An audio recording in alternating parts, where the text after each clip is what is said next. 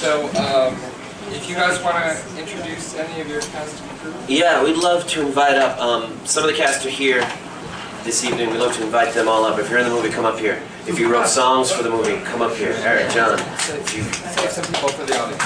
Yeah, some people stay here. If you shot the movie. That's Mark Evan Jackson, that's Sam Levine, that's James Urbaniak, that's Dave McFarlane who shot the film, that's Mr. Dan Byrne, that's Mr. Jonathan Ninerstein, and that's Jonathan Woodward. That's Eric Cup. That's John Griffith. I'd love to bring up Mr. Jordan Kessler and Todd Gilbert if they're here. Brent, do you want to come up here?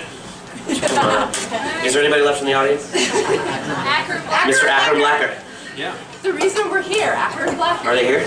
Yeah. No, They get nervous. yeah. Come on. Let everybody stare.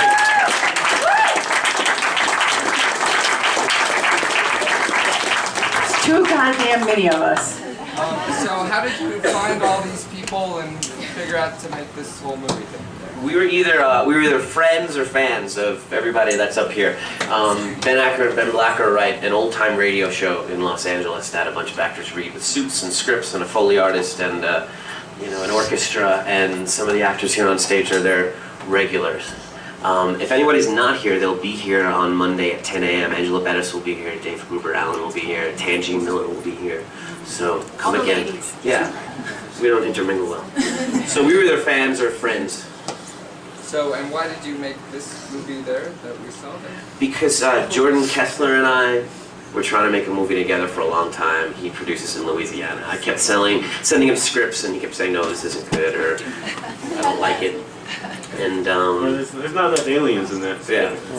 yeah. So what happened was at some point he called me and he was like, "I'm gonna have an office free for 2 weeks. Do you have anything set in an office?" I said, "No." So I asked around, and nobody did. And I asked Acker Blacker, and they said, "Give us 6 days." And then 6 days later, we were reading the script, Jordan and I. We went through every page, and then a week later, we were in pre-production, and a week after that, we were shooting. Wow. Right? It's a testament to how good they are as writers, that they could whip something up in 6 days. And then talk about the director's part. Well, we co-directed the film. I love bossing the crew around, don't I, David? And Adam loves working with actors. And putting those two things together really, I think, made the film work. Things that I'm not good at, he's wonderful at, and things that he's not so good at, I'm wonderful at. So I think that's what the synchronicity was, the two of us working together as a team. We just got attacked by the projector. But yeah. And some questions? Yeah. Well, I loved the band when you played the other night. I mean, I thought the music is wonderful, and I just wondered what was the order of that? Did you write the songs specifically for the movie, or were they kind of incorporated? I have a little band called Common Rotation with Eric Cuffs over there. And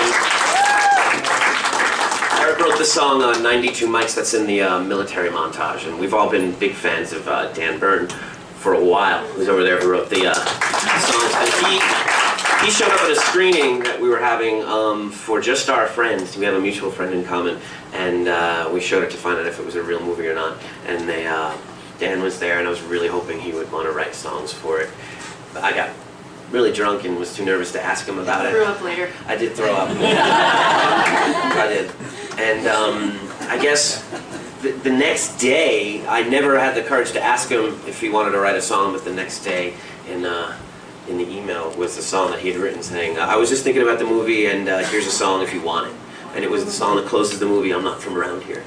And then when we said, "Yes, it's perfect, we love it, we're going to use it," he sent about 30 more over the next 2 weeks. I'm not exaggerating.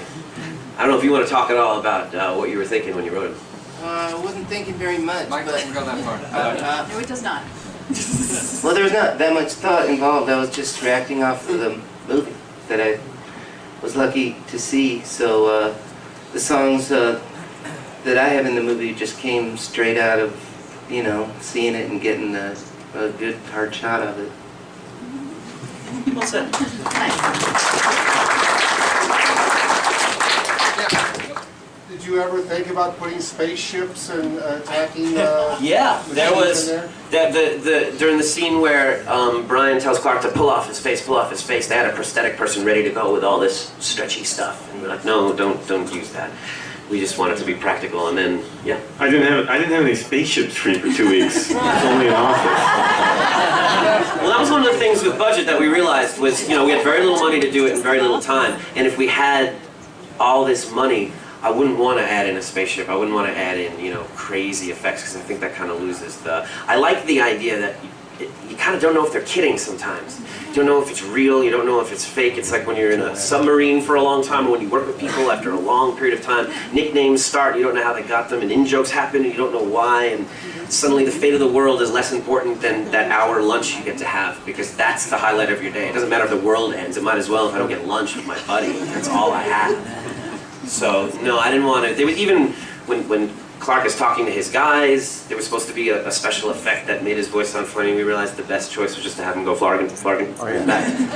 And he was very upset because he thought we were going to mask it with something. We just left it the way it was. I mean, I did my best for alien speak, but I'm no James Cameron.